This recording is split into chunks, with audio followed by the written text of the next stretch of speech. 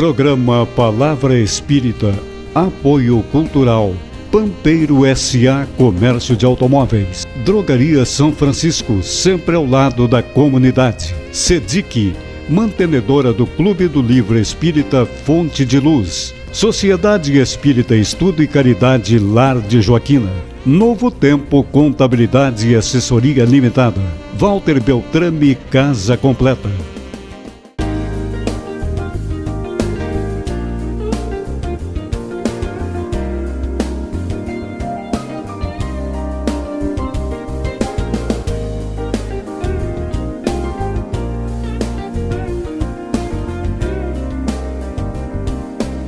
Estamos iniciando mais um programa Palavra Espírita pela TV Santa Maria, canal 19 da NET, agradecendo aos nossos apoiadores culturais Pampeiro S.A., Drogaria São Francisco, Clube do Livro Espírita da SEDIC, Lar de Joaquina, Beltrame Casa Completa e Escritório de Contabilidade Novo Tempo.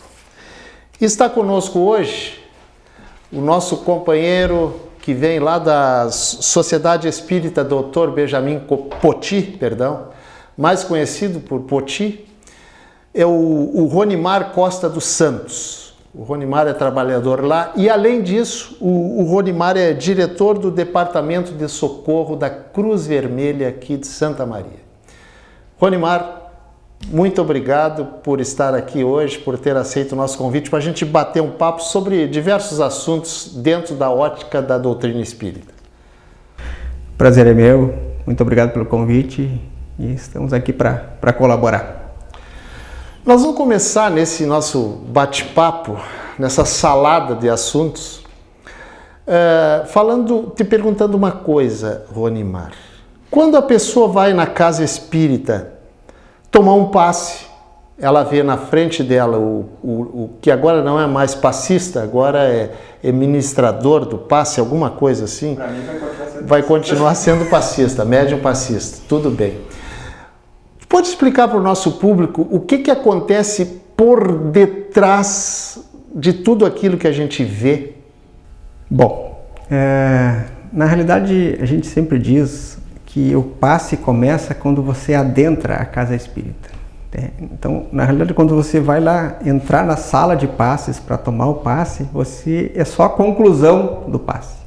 Porque o passe ele começa antes, quando você adentra a casa espírita, que você senta, que você vai ficar um tempo sentado, ou conversando, ou meditando, quando você vai escutar uma palestra doutrinária, e depois você vai ser chamado para o passe. Todo um trabalho de diagnóstico, de ver quais as suas necessidades já foi feito, né? Então o passe na realidade ele começa antes. O quanto de energia que você vai precisar e quais são as energias que você vai receber no passe, e se você realmente está sintonizado com o passe para receber o passe, porque você pode de uma hora para outra se tornar refratário, né? Você pode... Porque onde você estiver a sua mente, lá vai estar o seu coração. Lá você vai estar. Então, às vezes você está num lugar, eu estou aqui agora, mas eu posso estar aqui agora e não estar aqui. Eu posso estar pensando nos problemas que eu tenho lá no meu escritório para resolver, dos clientes que eu tenho para atender, né? Da Cruz Vermelha que eu trabalho, as problemáticas que nós temos para resolver no Brasil e no mundo. Então, se eu não estiver aqui e concentrado aonde eu estou, né, provavelmente o corpo está aqui, mas a mente, né, e como a velocidade do pensamento e da mente é muito além da velocidade da luz, né, isso é muito rápido. Então, tudo isso é visto quando você adentra a casa espírita, que você senta, que você assiste a palestra doutrinária. Depois, então, quando você entrar na câmara de passes, é que você vai então receber finalmente aquelas energias para as quais você necessita, que você precisa, que o seu corpo precisa, que às vezes você nem imagina o que está precisando. É bom até falar para o nosso telespectador da importância da palestra espírita, da palestra doutrinária, porque é ali que a espiritualidade vai, digamos entre aspas, te examinar para ver quais são as tuas verdadeiras necessidades. Exatamente. Então, por isso que lá tem uma plaquinha, às vezes, né, desligue o seu celular, né, mantém uma conversação, digamos assim. Não é que você tenha que entrar mudo e sair sem falar nada, né?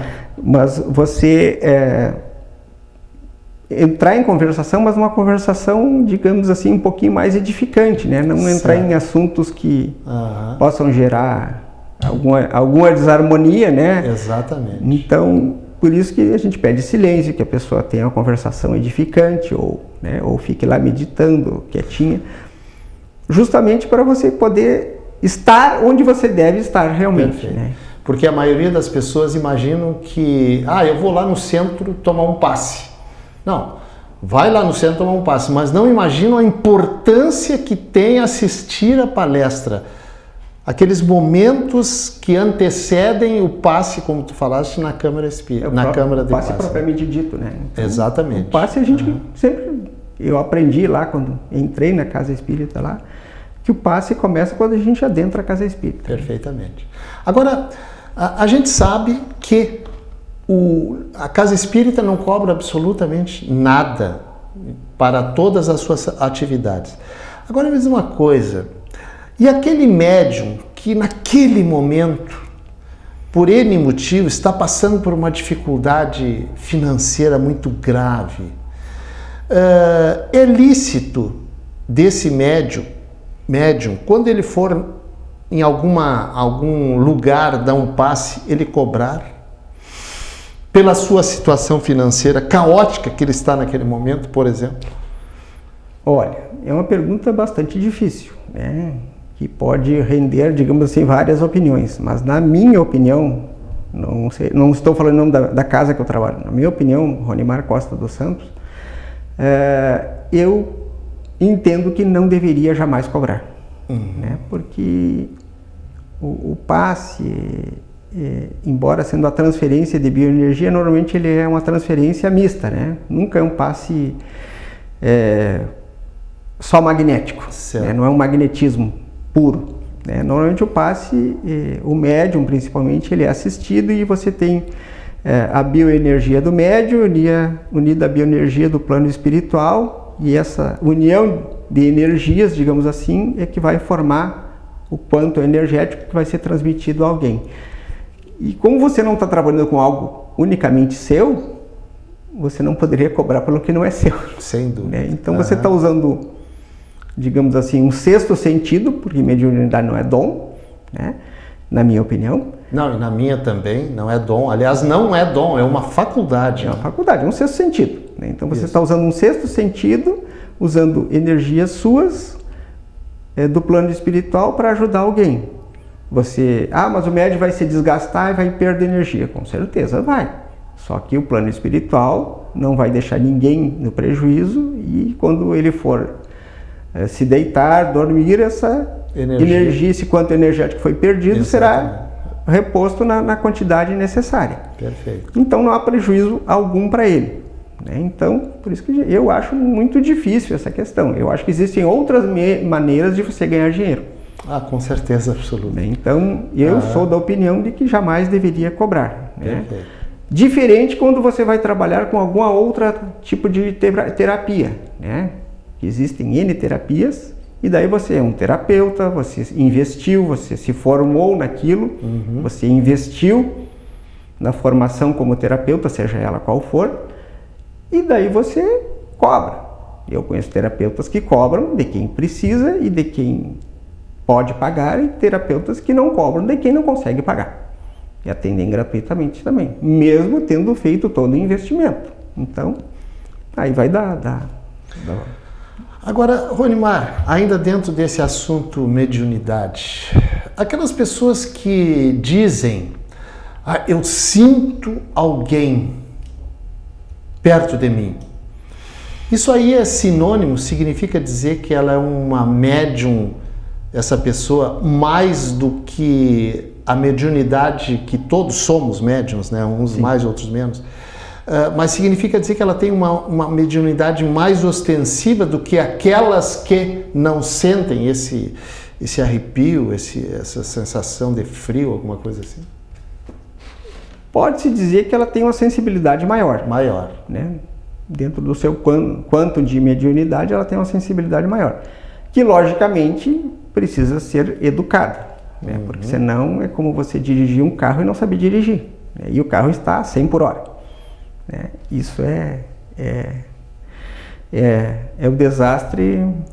Tanto no carro quanto na mediunidade vai trazer mais problema do que soluções. Com certeza, né? Então você precisa educar, a gente sempre diz que a pessoa precisa educar a sua mediunidade para saber com o que ela está lidando e como ela vai trabalhar isso e aonde ela vai trabalhar com isso, porque você não pode simplesmente trabalhar em qualquer lugar, né?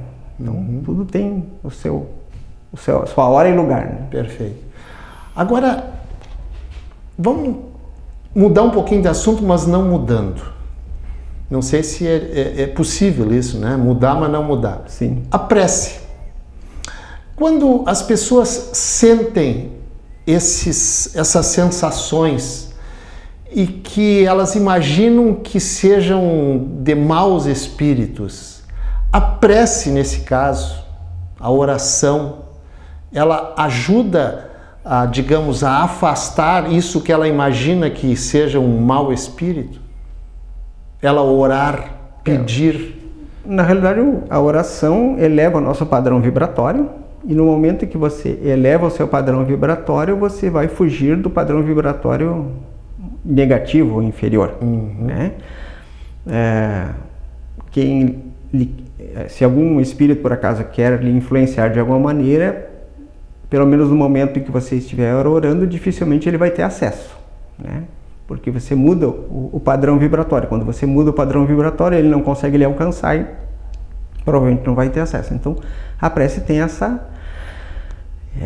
e não é de hoje, né, que se recomenda isso.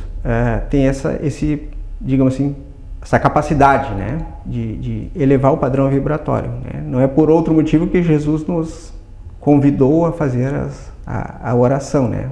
Justamente para a gente elevar o nosso padrão vibratório, poder chegar, digamos assim, um pouquinho mais perto dos espíritos que podem nos assistir e para que as energias possam se casar, né? Então, a minha vibração entrar na vibração que vem de cima e poder ter acesso. O médium, aquele médium ostensivo que tem a vidência como sua principal parte mediúnica, digamos. É possível, Ronimar, ele ver, porque todos nós temos o que nós chamamos de anjo de guarda, anjo protetor, espírito protetor, etc. e tal. É possível esse médium que enxerga espíritos, ele ver o seu anjo de guarda? Mas isso é uma resposta que tu vais dar para nós no segundo bloco, certo? Porque agora nós estamos encerrando o nosso primeiro bloco, agradecendo aos nossos apoiadores culturais, Pampeiro S.A., Drogaria São Francisco, Clube do Livro Espírita da SEDIC, Lar de Joaquina, Beltrame Casa Completa e Escritório de Contabilidade Novo Tempo. A gente sai, mas a gente volta rapidinho, em 2 minutos. Por favor, não saia daí que a gente vai continuar batendo esse papo com o Ronimar.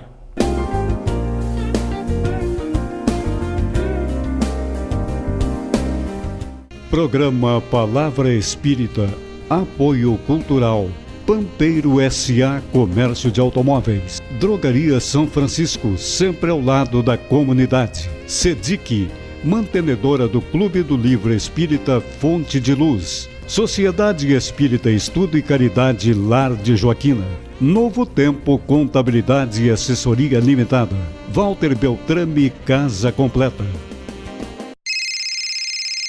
Uma conversa pode transformar uma vida.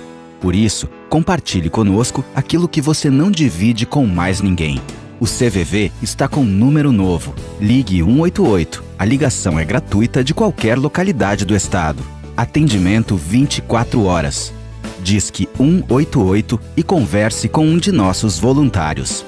CVV, Centro de Valorização da Vida. A linha que faz você seguir em frente.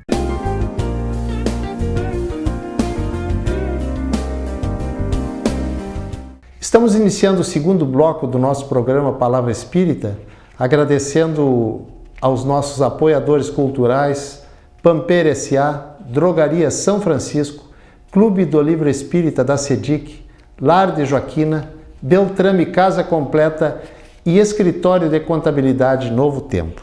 E está conosco, para quem está ligando a TV ou assistindo pelo Face, agora o Ronimar Costa dos Santos, que vem lá da Sociedade Espírita Dr. Benjamin Poti.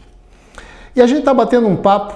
Eu disse que seria no início, que seria uma salada de assuntos, mas por enquanto a gente está focado só em mediunidade. E eu fiz uma pergunta no final do primeiro bloco que o Ronimar vai responder agora. E a pergunta era a seguinte: se o médium vidente, ele pode, além de ver os espíritos à sua volta, ele pode enxergar, visualizar o seu anjo de guarda ou o seu espírito protetor? Bom, primeiro, se o protetor ou anjo de guarda quiser ou permitir, ele até poderá vir. Né? Então, primeiro tem essa questão, porque... Né, não depende do médium, querer não depende tanto da vontade dele, vai depender disso ser permitido, ou ser útil que ele veja ou não veja. Então tem várias nuances que podem influenciar nisso, mas ele poderá enxergar sim. Agora, vamos desviar um pouquinho da doutrina espírita e vamos falar uma coisa que muitas pessoas confundem. Macumba, desculpe a expressão, macumba feito por alguém com interesse de fazer o mal, pode atingir a pessoa? Vamos dizer assim, não só esse tipo de ação, como qualquer outra, que tenha a intenção de prejudicar, né? Porque você não precisa fazer um trabalho específico, né, para prejudicar alguém, né? Às vezes só a intenção em prejudicar pode prejudicar, mas poderá ou não prejudicar diante dos comprometimentos daquele espírito ou não, né? Eu vou tentar exemplificar melhor isso, né? Quando eu dirigi uma sessão mediúnica de desobsessão, eu estava tentando convencer ou esclarecer um espírito X, e dali a pouco ele se virou para mim e disse assim: olha, se tu continuar te intrometendo aqui no meu assunto com outro que está lá, que no caso na nossa casa tem o trabalho mediúnico, que tem o trabalho de esclarecimento aos, entre aspas, obsidiados, né, que é na segunda-feira. Atendimento fraterno? Não, é o trabalho aberto. Ah, sim. É como se fosse uma palestra que se esclarece, que é obsessão, que não é como se dá, né, e todo aquele rol de informações que é para a pessoa entender com o que ela está lidando. E daí ele se virou para mim e me disse isso: olha, se tu continuar me incomodando, vai sobrar para ti. E eu digo: olha, meu irmão, se sobrar para mim, não será nada mais, nada menos do que algo que eu mereça ou pelo qual eu tenha trabalhado para isso, dentro da minha jornada evolutiva, né? Então, isso é com qualquer um, né? Tanto é que quem faz algum tipo de trabalho, às vezes gosta que a pessoa saiba que foi feito justamente para ela entrar num nível vibratório baixo, porque a primeira tendência das pessoas é o se vingar, é ficar brabo, né? Então você baixa as suas vibrações e você entra na sintonia, porque tudo no universo, seja aqui na Terra ou qualquer planeta do universo que é infinito, é sintonia. Né? Então, se você sintonizar baixo, você vai entrar naquele padrão vibratório e poderá ser atingido por isso, né? E se estiver dentro do seu quantum de compromissos de outras épocas, né? Se não, a pessoa não vai conseguir atingir, né? E o que eu respondi para esse meu irmão: então você poderá me atingir se isso, né? Mas eu não tenho nada contra você. Eu não lhe conheço pessoalmente, mas eu não tenho nada contra você. E o trabalho que nós fazemos aqui nesta casa é um trabalho de amor. Aí ele se voltou para mim e disse: não, realmente você não tem nada contra mim. Por mais que eu quisesse, eu não conseguiria atingir.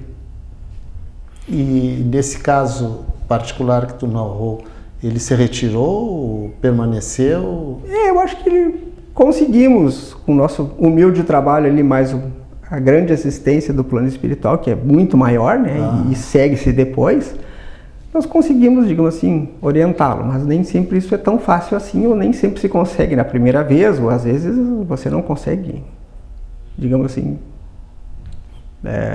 um desfecho claro do que vai acontecer depois.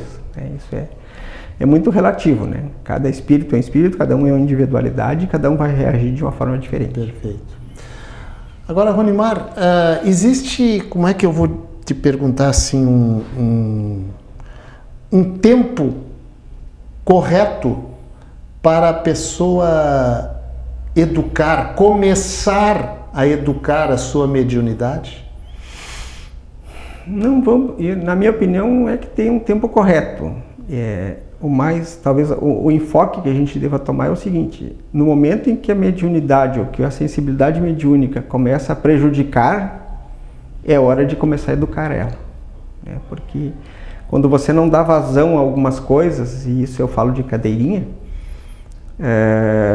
Esse cadeirinha significa dizer, já aconteceu contigo? Sim. Então, quando você não dá vazão a algumas coisas, em vez disso te ajudar, começa a prejudicar. Então você tem que... Mas a pessoa também, nesse caso, que começam a acontecer coisas com ela, que ela não sabe explicar o que está acontecendo, não são todos que têm a orientação de alguém, de um amigo, para se dar conta que pode ser um processo espiritual e aconselhá-la a ir buscar uma casa espírita para... Exatamente. Não é que a pessoa tenha que se tornar espírita. Sim, claro que não. Mas pelo menos é que ela consiga educar sua mediunidade para que isso não venha prejudicar. Né? Não é que ela... eu vou ter que virar espírita, eu vou ter que ir para casa da passe, trabalhar com desobsessão, trabalhar com isso, ou trabalhar com cura, né? São N capacidades de atuação, né? Como médium. Né? Mas pelo menos se ela conseguir educar sua mediunidade para que isso não prejudique, já vai, digamos assim, ajudar bastante. Agora, quando você tem um sexto sentido e esse sentido, em algumas situações, você não dá vazão a isso de alguma maneira vai acabar te prejudicando, porque você está segurando a energia, né? É como um grande caixa d'água que está enchendo, e se você não dá vazão, um dia isso acaba extrapolando, né? Então, acaba sem querer prejudicando. Perfeito. Agora, aquela pessoa que é conhecida, ela faz massagens para dor e a dor passa, e dizem que ela tem mãos maravilhosas. Significa dizer que essa pessoa poderá ser uma médium ou um médium curador? Já que enquanto ela é, digamos, uma massagista, uma massoterapeuta, etc. e tal, ela, de certa forma, entre aspas, ela cura, alivia muito a dor das pessoas. Digamos, é relativo, né? Porque ela pode ser uma terapeuta muito bem formada e muito boa naquilo que ela faz, e não ter nada a ver com magnetismo, né? Ou ela tem um quanto de magnetismo e que ela acaba usando sem se dar conta. Sim. Né? Então, poderá ser, poderá não ser, né? É relativo. Ela fazendo aquela atividade que ela faz, ela já está sendo uma médium transportadora de energia do mundo espiritual para o seu paciente. E às vezes do próprio magnetismo da própria pessoa. Né? Tem um quanto magnético bastante alto, e tem pessoas que têm e nem sabem que tem. Nem sabem que tem, exatamente. E como todos nós somos médiuns em maior ou menor grau, né? Às vezes a pessoa tem um magnetismo muito bom e nem sabe que tem e bota a mão na pessoa, né? Uma mãe, por exemplo, ela toca a criança, ela vai massagear a criança e está ajudando a criança, fazendo um carinho, mas não é só carinho, às vezes tem muito mais do que carinho ali. Sem dúvida, então, exatamente. O que é, Ronimar, clarividência? Clarividência, pelo que eu entendo, é a capacidade de você antever, né, algumas coisas, né, imagens, cenas, acontecimentos, né, Essa seria a clarividência. Existe a clareaudiência, que você só escuta sons, Sim. né? E a clarividência você vê, né? Vê algumas coisas que vão acontecer ou que estão acontecendo, né? Ou eventos futuros, né? Ou que está acontecendo na sua frente, mas que não está no plano físico. Você está vendo o outro lado. Certo. E isso também, para as pessoas que não têm conhecimento digamos assim, são pessoas leigas, não materialistas no sentido pejorativo do termo, não, mas nunca tiveram um conhecimento com o mundo espiritual, digamos. Elas, tendo isso, elas sofrem bastante, porque imagina tu prever o futuro e o futuro acontecer. Normalmente, nem sempre o futuro é bom. E às vezes o que é mostrado nem sempre é muito claro, né? Sim, sempre exato. E dali tu faz meio relações... nebuloso, né? Então você não tem muita... Isso realmente mexe com as pessoas, né? Mexe bastante. Essa pessoa, e aí eu já vou aproveitar para te fazer uma diferenciação, ela, sem mesmo ela saber, ela é médium ou ela é sensitiva? E qual é a diferença de médium e sensitiva? No meu entender, ela é médium. Né? É médium. Para você ter clarividência, né? Você antecipar coisas, com certeza você tem uma mediunidade bastante... uma capacidade mediúnica bastante grande, né? Aí o quanto isso vai ser trabalhado, né? Nós temos aí na história, né? Agora me deu o branco no nome dele, né? Mas o que fez N previsões, né? Nostradamus, né? Nostradamus era um médium clarividente por extraordinário, né? E era médico, né? Não era só médium, ele era médico, né? Tanto é que ele fez N tratamentos, foi agraciado pelo rei lá e tal coisa, né? Mas ele tinha uma capacidade muito grande, né? E muitas coisas, pelo jeito, ele acertou, outras ficou meio nebulosa, outras não dá para entender muito bem, até porque ele não podia falar muito às claras, né? Então ele tinha que meio esconder aquilo que ele estava dizendo, porque existia na época o problema da Inquisição. Sim. E era bem complicado, né? Muito complicado, diga-se de passagem. Agora, Runimar, no passe, e a produção está me dizendo que nós temos 2 minutos, então vou te pedir uma resposta bem objetiva. Aliás, eu vou pular essa questão que eu ia te fazer. Eu vou te perguntar o seguinte: as benzedeiras também são médiums? Provavelmente sim, né? Mas elas nem sempre são médiums. De repente elas têm a capacidade de magnetismo muito grande, né? E daí esse magnetismo é que vai auxiliar, né? Eu me lembro até saudosamente de uma amiga minha, uma senhora, a Dona Santa, que ela queria que eu aprendesse a benzer. E eu não sei por quê. E ela queria. E eu, guri, na época, não quis. Hoje eu me arrependo porque eu não aprendi. Certo. Então, elas têm uma capacidade, no mínimo, um magnetismo muito grande. Um magnetismo muito acentuado, né? Com certeza. Bom, dito isso, chegamos ao final de mais um programa Palavra Espírita, agradecendo mais uma vez aos nossos apoiadores culturais Pampeira S.A., Drogaria São Francisco, Clube do Livro Espírita da SEDIC, Lar de Joaquina, Beltrame Casa Completa e Escritório de Contabilidade Novo Tempo. Muito obrigado e até o nosso próximo encontro.